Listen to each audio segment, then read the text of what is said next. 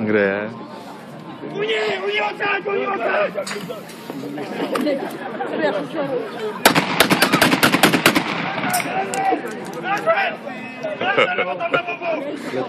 Vylezven, okamžitě, vylezven! Zase nečí. Na linku 158, 155, 112 na všechny tyto linky již letí informace, že se zde na výstavišti v Českých Budějovicích stalo něco mimořádného. Pachatel ozbrojený samopalem, jak jste přesně viděli, vtrhl na výstaviště, viděl okolo sebe nezúčastněné osoby v autech, okamžitě zahájil palbu ze samopalu, několik z nich jistě zranil a následně umístil na vozidle výbušný systém a z místa s jedním z rukojmí utekl a ukryl se.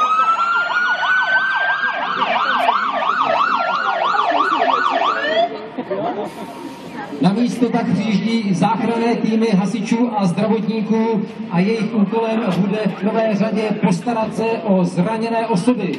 Podle té první informace pachatel již na místě není, ale zřejmě se zdržuje někde blízko, protože jak informace zazněla, byl za to rukojmí a s tímto rukojmím se ukryl někde v nějakém domě poblíž místa, kde ke skutku došlo.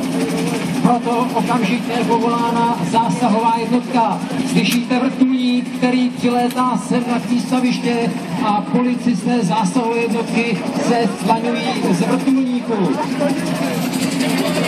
Samozřejmě pro vaši ukázku je to slaňování ne z vrtulníku, ale z budovy a tým zásahové jednotky již kryje prostor, kde dochází k uvedené trestné činnosti. Jeho úkolem je zabezpečit místo, zabezpečit prostor, aby zdravotníci a hasiči mohli nerušeně provádět svou činnost záchranářů, tedy celý prostor zablokují a zajistí, aby zde nedošlo již k dalšímu útoku. Tým pod vedením svého velitele se již přibližuje k místu a má natypováno místo, kde se pachatel zřejmě zdržuje. Proto samozřejmě zejména do tohoto prostoru zaměří svou pozornost, aby se pachatel nemohl dostat do míst, kde předtím provedl svůj útok proti osobám. V této chvíli policisté neútočí proti pachateli. Prvotní je zachránit životy a zdraví osob, které jsou v autě. Samozřejmě ten vrtulník, který se zpátky vznesl, monitoruje prostor, sleduje, zda pachatel neutíká z místa činu, již je identifikován, je v malém domečku nedaleko od místa činu, kde se upevnil a zůstal v místě. Neutíká tedy, není potřeba ho okamžitě pronásledovat. Samozřejmě v praxi by v této chvíli následovala práce vyjednavače. My jsme ji v naší ukázce vynechali a potom shlédnete přímo rovnou ukázku, kdy bude policie proti nebezpečnému pachateli zasahovat. V této chvíli hraje prim práce zdravotníků a hasičů. Oheň, který byl způsoben nástražným výbušným systémem, se již podařilo uhasit a nyní tedy je největší podíl práce zdravotníků. Já požádám jenom rychlý komentář lidem ze zdravotnic, co všechno zde musím udělat. Takže tady pacienta máme v bezvědomí, který je sice v bezvědomí, ale dýchá nám pravidelně. Je tam předpokládané poranění hrudníku, poranění dolních končetin, poranění hadky.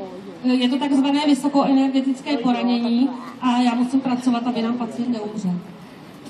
Děkujem, samozřejmě. Prvotní je záchrana života a zdraví. Vidíte, že hasiči se zdravotníky spolupracují. Ti, kteří již mohli být z místa transportováni pryč, již jsou v sanitních vozidlech a jen několik málo okamžiků zbývá, když zdravotníci s hasiči místo opustí a budeme moci přistoupit k vlastní akci zásahové jednotky, tedy zadržení nebezpečného pachatele, který, jak jistě víte, se ukryl v nedalekém přízemním domku vedle místa činu.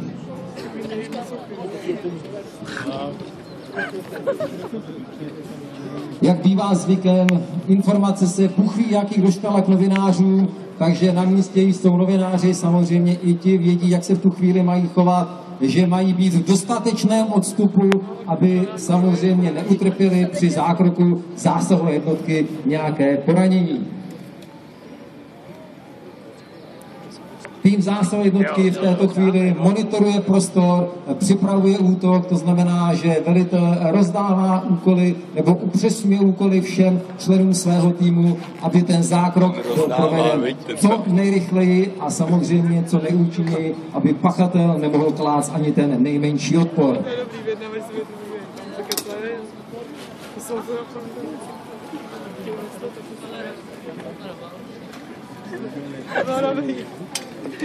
Poslední ze zraněných opouští prostor místa činu.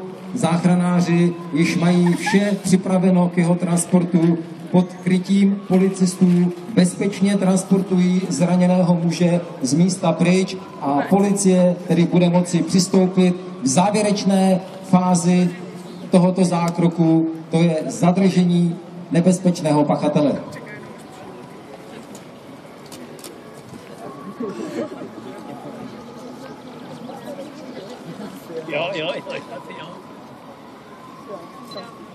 Policisté se připraví pod velením svého vedoucího týmu k zákroku a nyní je vše připraveno k tomu, aby zahájili závěrečnou fázi. Vidíte, že obezřetně přistupují, zbraně jsou připravené k výstřelu, zkontrolují samozřejmě, zda nedošlo k tomu, aby se dostávali přes dveře, přes nástražný výbušný systém. Ta opatrnost je na místě, protože víme, že pachatel již nástražný výbušný systém použil. Zmonitorují situaci a jak vidíte, pouze posuňky, gesty, nacvičený tým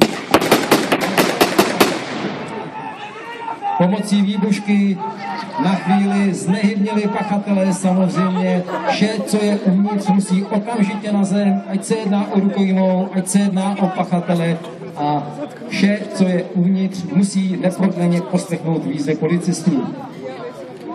Viděli jste, že zákrok byl velice krátký za použití speciálního zvukového a světelného efektu byl pachatel ochromen a v tu chvíli vtrhla do vnitřní prostor zásahová jednotka.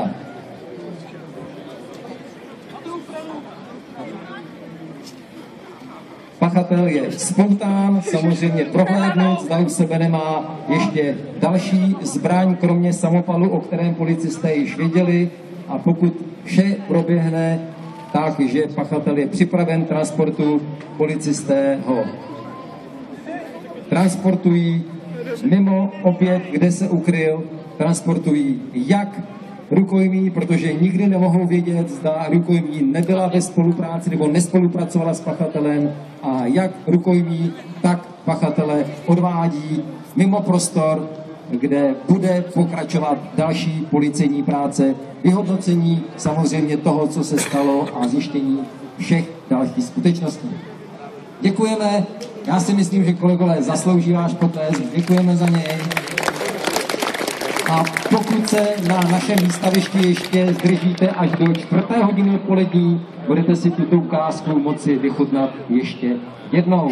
A jen než se rozejdete, rychle vás pozvu zpět do pavilonu